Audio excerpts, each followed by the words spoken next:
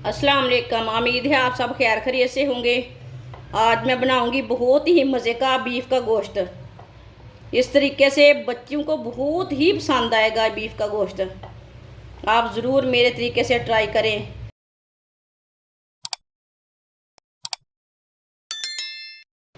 Boil किया हुआ मैंने गोश्त लिया है, आप दे सकते हैं। इसे मैंने ना बॉयल कर लिया है।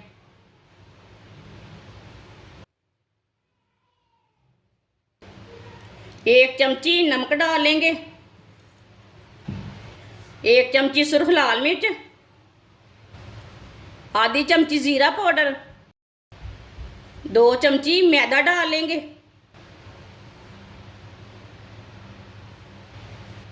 एक चमची वाइट तिल डालेंगे।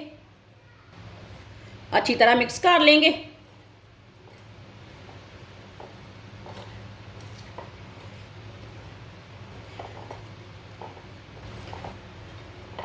आप दे सकते हैं।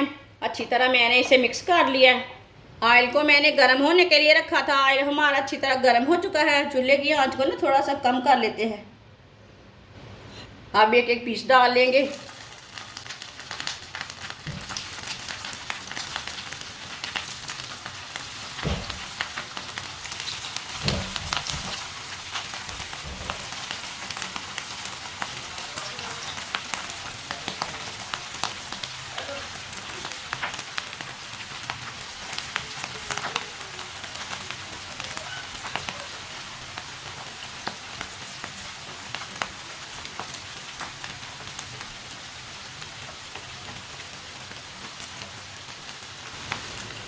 गोश्त को ना दोनों साइडों से ब्राउन कर लेंगे। इसे जलने बिल्कुल भी नहीं देना।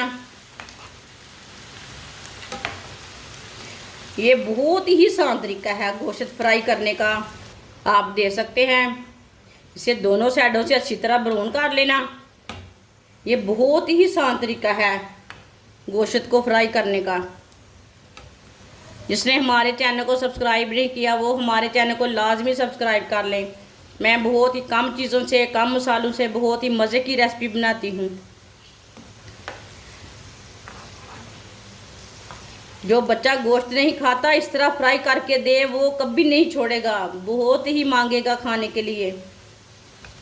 ये बहुत ही आसान तरीका है और ये बहुत ही टेस्टी बनता है। सबको ज़रूर पसंद आएगा इंशाल्लाह।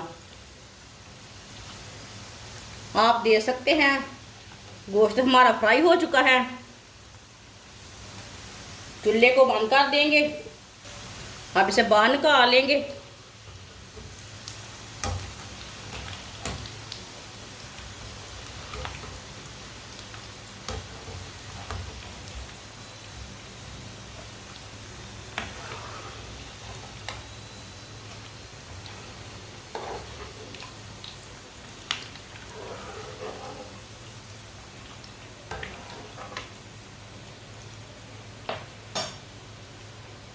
माशाल्लाह दे सकते हैं।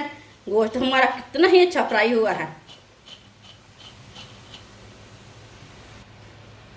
आप इसे प्लेट में डाल लेंगे।